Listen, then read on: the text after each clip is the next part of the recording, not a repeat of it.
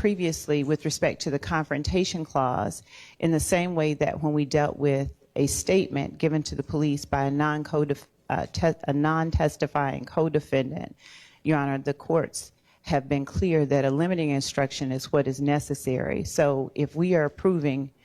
That's a whole lot different, though, than... I mean, I hear you saying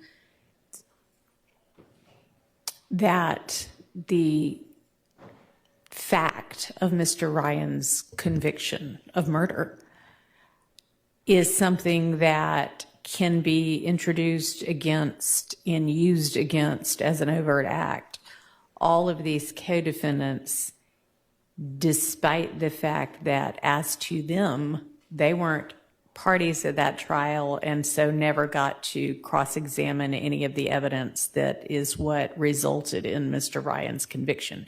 So how do you get around, that's a clear confrontation clause issue. How do you get around that and just be able to say, oh yeah, no, that can be considered against them as well in this trial? Your Honor, I guess I would analogize it to, say, for instance, the posting by, I'll use, for instance, Diamante Kendrick of his picture saying Maniac is back on January 10th after Donovan Thomas is killed, right? So no one can cross-examine can cross-examine Diamante Kendrick. But that's a statement by a co-conspirator. In this case, under 803.22 or 24.803.22 can be used against Mr. Ryan, can be attributed to him. Sure. Nobody, I don't think, disputes that. Right. That it can be used against Mr. Ryan. Right. I thought you were saying you think it can be used against everybody else, despite the fact that it's a conviction. If used to prove anything against anybody other than the person convicted is testimonial and therefore presents us with a confrontation clause issue. And an overt act does not have to be committed by... I know, but how are you getting around confrontation clause?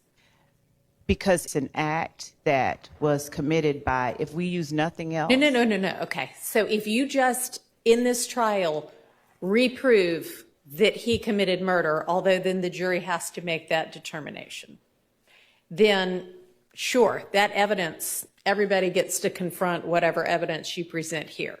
It can be used against everybody. If you say, here's a certified copy of Mr. Ryan's jury trial conviction for murder, none of the other co-defendants got to confront the evidence that resulted in that conviction. So that's what makes it testimonial. It's here's the conviction. Here is this fact. It is established. And no one got to confront that other than Mr. Ryan, of course. So it's not, it's the conviction. It's here's another jury saying this is a fact.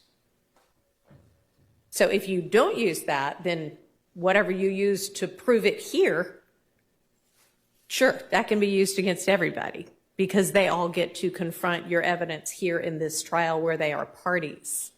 Do you see the difference? Your Honor, I do. Okay.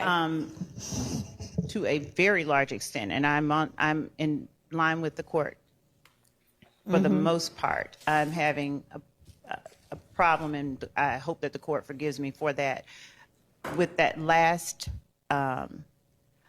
portion, the idea that it's a piece of evidence that they can't confront, and therefore the whole act can't be used against. It's a finding by another jury of fact that they haven't been able to confront. So how do you get around the confrontation clause issue? Yes, sir. And I'm sorry. Is somebody going to send me what you proposed as a limiter? I'll send it again. Okay. And I apologize. I know I walked in Okay, it came through. Thank you. Yep. All right. I just want Yes, to make sir. sure I'm hearing the court correctly, so we're all on the same page. So as it relates to the certified conviction, the limiting instruction would just relate to just that. But the evidence that we've presented here in court as it relates to the murder that Mr. Ryan and Mr. Blaylock were convicted of, the evidence that's been presented here in court today, we can argue that as it relates to all the defendants, correct? That would be my position. Okay. I mean, don't know that anybody can argue against that.